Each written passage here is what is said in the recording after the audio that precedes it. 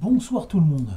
Alors dans cette vidéo, je ne vais pas parler de Charlie Kirk, ou en tout cas très brièvement, pour la simple et bonne raison que d'autres le font bien mieux que moi, et comme on dit, ce qui est fait n'est plus à faire. En tout cas, la meilleure façon pour moi d'honorer la mémoire de Charlie Kirk, c'est de pousser l'analyse euh, de notre ennemi, et toujours plus fort et toujours plus haut, et de l'exposer ensuite sur ma chaîne. Et aujourd'hui, hein, le monde est devenu un manichéen, et donc, du coup, moi, je vais m'autoriser des interdits. Euh, je vais dire aujourd'hui la race blanche. Voilà. Parce que normalement, il n'y a qu'une race, c'est l'Homo sapiens. Mais il y a des gens qui jouent là-dessus, justement, pour détruire le type humain blanc. Donc, va te faire enculer. Maintenant, c'est pas à vous que ça s'adresse, hein. Vous savez que ça s'adresse à nos ennemis, ça, ce bras d'honneur et ce compliment. Et donc, aujourd'hui, je vais dire la race blanche. Donc aujourd'hui, à partir d'aujourd'hui, dans mes vidéos, je dirais la sauvegarde de la race blanche. Voilà. Pas la suprématie, hein. Moi, je suis pas un suprémaciste. C'est-à-dire que chacun reste à sa place, chacun reste dans son pays, et on pourra tous collaborer ensemble. Voilà. Je suis un ultranationaliste de toutes les nations, hein, comme j'ai toujours dit. Donc je ne suis pas un suprémaciste de la race blanche, je suis pour la sauvegarde des 5 types humains blancs. Donc les aborigènes qui sont en voie de disparition, les Bushmen d'Afrique du Sud, et depuis peu, les blancs. Donc la race blanche. Pas le type humain blanc maintenant, dorénavant je dirais la race blanche. Voilà. Donc la meilleure façon d'honorer la mémoire de Charlie Kirk, c'est de pousser toujours plus loin l'analyse pour exposer au grand jour notre ennemi et sa stratégie. Alors aujourd'hui dans cette vidéo on va parler du cannabis, notre ennemi. Alors vous savez, c'est une technique qui a été utilisée par des occidentaux pour pourrir des sociétés occidentales, hein. On ne va pas refaire l'histoire de la French Connection qui a envahi, qui a créé deux réseaux pour intoxiquer la société américaine, une par le Canada, une par le Mexique, en fait par l'Amérique du Sud, et donc qui a pris l'Amérique en étau. La CIA est descendue à Marseille, elle a saccagé les laboratoires corses et marseillais, et puis d'autres, et puis après les Français ont été obligés d'admettre qu'ils étaient grillés. Donc ensuite, je vais faire le parallèle aussi avec les... donc en fait, ces gens n'ont rien inventé, hein. Les arabo-musulmans n'ont rien inventé, ils ont simplement repris des concepts qui existaient déjà, des stratégies qui existaient déjà, qui ont été créées par l'Occident pour les retourner contre l'Occident. Toujours, on utilise des choses qui existent déjà et qui viennent de l'Occident pour les retourner contre les pour les retourner et les transformer en outils, en armes contre l'Occident. Je vous parlais des pirates aussi. Vous savez que les pirates, sous les empires français et britanniques, étaient régulièrement utilisés, c'est-à-dire soit par le code de l'honneur, soit par de l'argent en fait, hein, en les soudoyant. Les pirates régulièrement les pirates français se rangeaient du côté de l'État français quand il en avait besoin. Et pareil pour les pirates anglais se rangeaient sous la couronne britannique lorsque l'Empire britannique était menacé. Et plus tard, on a eu aussi des pirates qui ont été aidés, des pirates français qui ont été aidés, comment on appelle ça, les Américains, en attaquant des navires britanniques, et des corsaires aussi, hein. Et aussi plus tard des pirates et des corsaires américains qui se sont battus, qui se sont rangés du côté des réguliers, quoi, américains, comment on appelle ça, de l'armée américaine, hein, pour repousser l'Empire britannique. Et aujourd'hui, si vous voulez, cette technique est réutilisée par des pays arabo-musulmans, dont la Turquie, le Maroc, enfin bon, l'Algérie, tout ça, bon, la totalité des pays arabo-musulmans. Et comment ils font? Tout simplement, c'est que ils utilisent les mafias qui gangrènent déjà l'Occident à des fins politiques, hein. Donc, et c'est vicieux, c'est vicieux.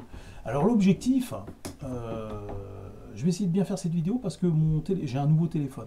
Mon Apple s'est cassé, c'était un Apple premier prix que j'avais racheté, un truc recyclé.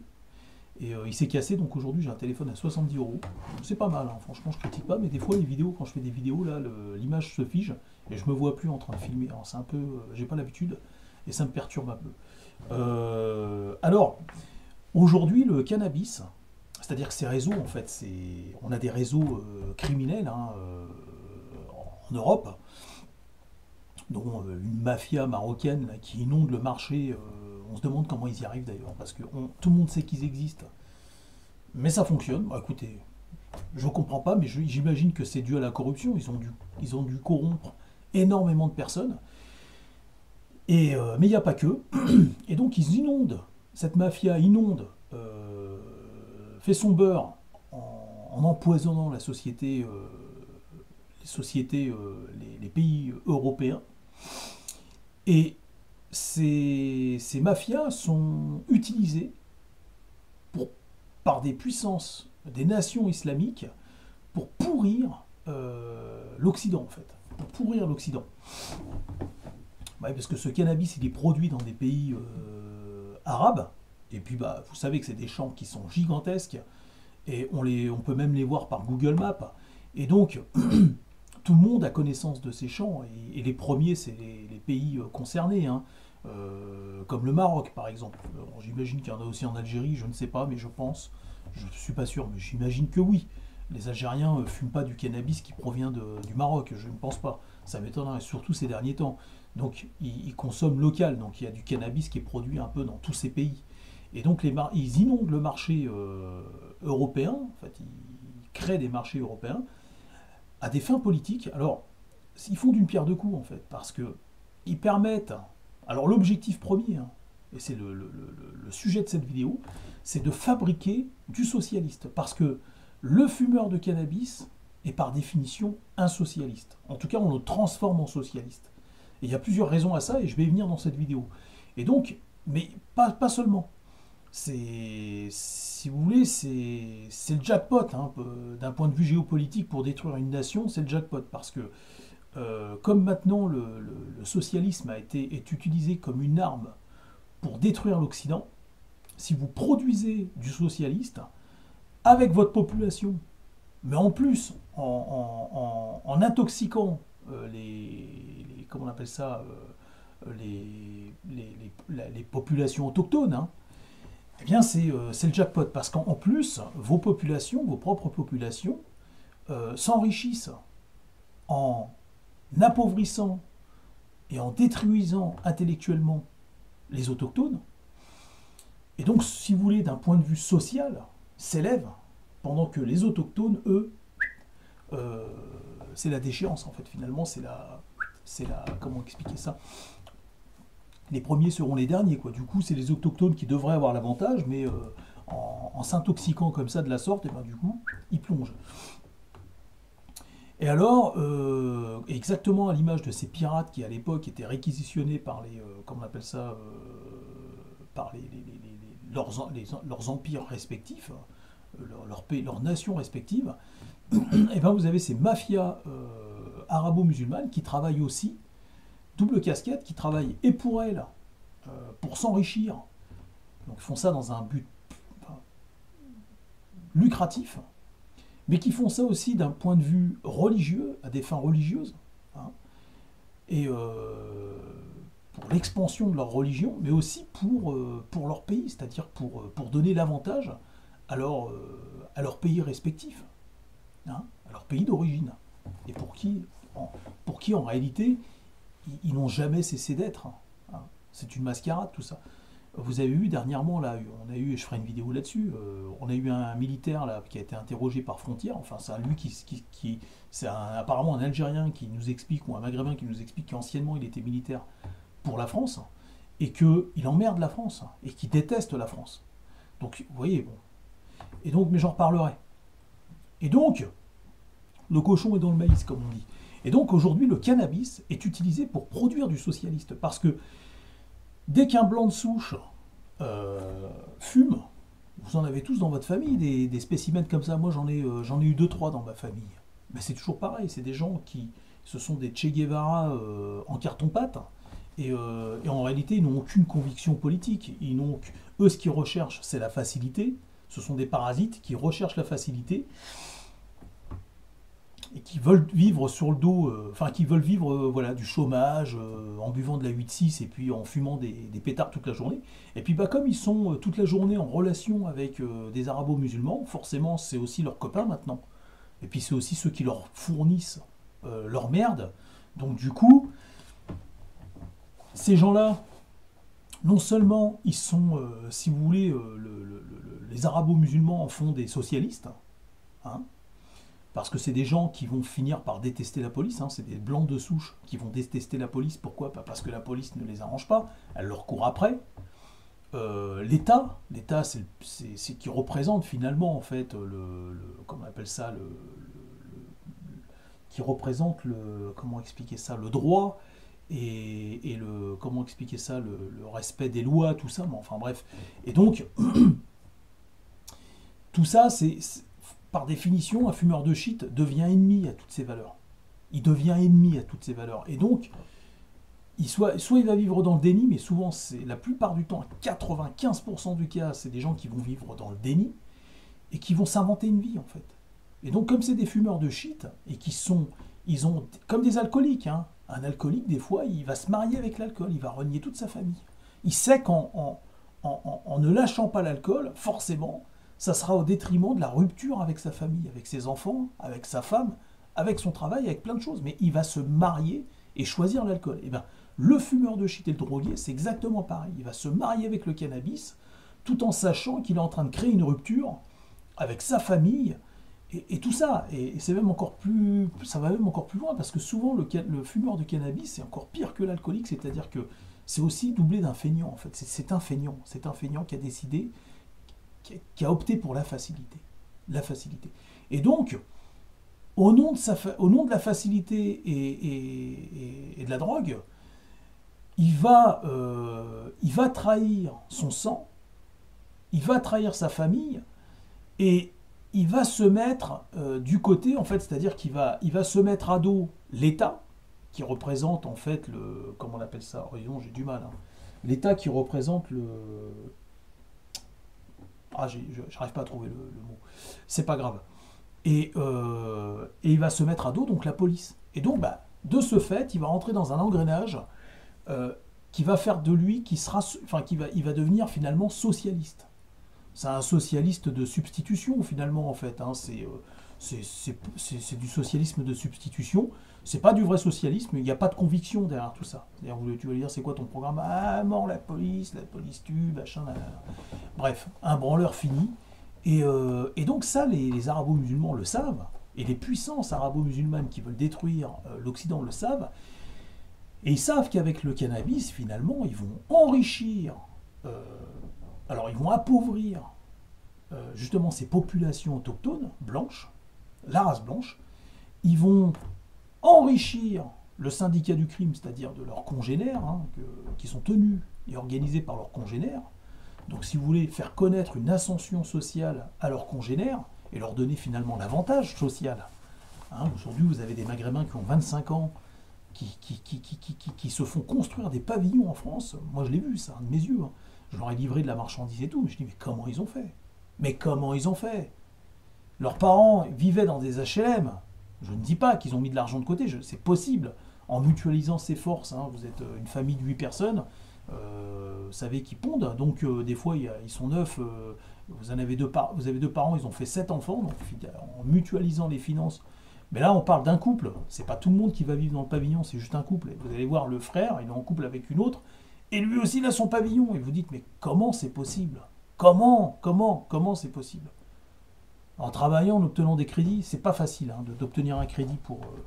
Enfin bref, surtout à 25 ans. Bon, c'est possible, c'est tout à fait possible. C'est possible. De façon honnête, c'est tout à fait possible. Mais enfin, vous savez que aujourd'hui, beaucoup de salons de coiffure, de kebab et d'autres commerces tenus comme ça par des arabo-musulmans sont en vérité des couvertures. Et vous allez me dire, oui, mais tu sais, il n'y a pas que les arabo-musulmans qui vendent du shit. C'est vrai. Mais quand vous avez un blanc qui vend du shit, on me voit de moins en moins, mais c'est pas grave. Hein. Le plus important, c'est de pouvoir échanger, communiquer. Quand vous avez un blanc qui vend du shit, il le fait dans un but purement lucratif. Le blanc ne vend pas du shit pour détruire sa société. C'est un petit enculé qui vend du shit pour se faire de l'argent. Voilà. Il pourrit, il intoxique ses congénères pour connaître une ascension sociale. Mais c'est tout. Alors que quand vous avez des arabo-musulmans qui vendent du cannabis, maintenant ils font partie de réseaux militaires et politiques et religieux qui sont largement subventionnés et appuyés par leur pays d'origine, par des puissances étrangères islamiques. Et donc, si vous voulez, ils portent une double casquette. Ils le font dans un but pas purement lucratif, ils le font dans un but lucratif, mais ils le font aussi dans un but géopolitique et militaire. C'est la différence entre le réseau très organisé de cannabis qui envahit le marché par des puissances arabo-musulmanes et diffusé par des arabo-musulmans, et la différence entre le petit blanc qui est chez lui là dans son pave et qui a un petit enculé d'égoïste et qui a décidé lui de trahir les siens, son sang, sa patrie pour pouvoir avoir de l'argent en fait, pour satisfaire son besoin égoïste en fait. Et donc c'est toute la différence. C'est pour ça qu'on ne peut pas me dire oui, il y a aussi des blancs qui vendent du shit. Oui, d'accord, mais c'est pas du tout à la même échelle et c'est pas pour les mêmes raisons. Alors aujourd'hui, le sujet de cette vidéo, et j'aimerais que vous diffusiez un maximum, on ne peut plus pardonner aux fumeurs de shit aujourd'hui. Alors, vous avez un fumeur de shit qui a 12 ans, c'est un mineur. Bien sûr, vous allez lui tendre la main et tout faire pour le sortir de là, parce que c'est quelqu'un qui n'est pas fini socialement. Donc il faut l'aider, lui tendre la main. Mais là, quand vous avez quelqu'un, un branleur de 27 ans ou de 23 ans qui fume du shit, et c'est un blanc de souche, d'ailleurs maintenant, dorénavant, je vais dire la race blanche, parce que le monde devient manichéen. Et aujourd'hui, on nous interdit de dire, normalement c'est les types humains, mais maintenant, dorénavant, je vais dire la race blanche. Donc vous avez quelqu'un qui appartient à la race blanche, et qui fume du shit, mais aujourd'hui en 2025, il ne peut pas dire qu'il n'est pas au courant qu'il est en train d'enrichir le syndicat du crime, mais pire que ça encore, il enrichit des réseaux criminels qui servent à subventionner des pays, enfin qui subventionne une stratégie visant à déstabiliser son propre pays. Et les nations occidentales, l'Amérique, le Canada, l'Australie, l'Europe, toutes les nations occidentales. Et aujourd'hui, il est temps, en 2025, de faire vraiment, il faut faire table rase du passé, et aujourd'hui, le fumeur de shit est l'ennemi de la nation. Vous comprenez ce que je suis en train de dire? Le fumeur de cannabis et le drogué, qui alimente ces réseaux d'arabo-musulmans, est l'ennemi de la nation. Alors aujourd'hui, c'est des réseaux arabo-musulmans, ça peut être aussi des réseaux qui viennent de Russie ou de Chine, c'est des ennemis de l'Occident, on est bien d'accord. Mais en l'occurrence, là en France, on sait que ce cannabis et ces drogues poussent dans des régions d'arabo-musulmans. On sait que c'est au Maroc beaucoup de cannabis.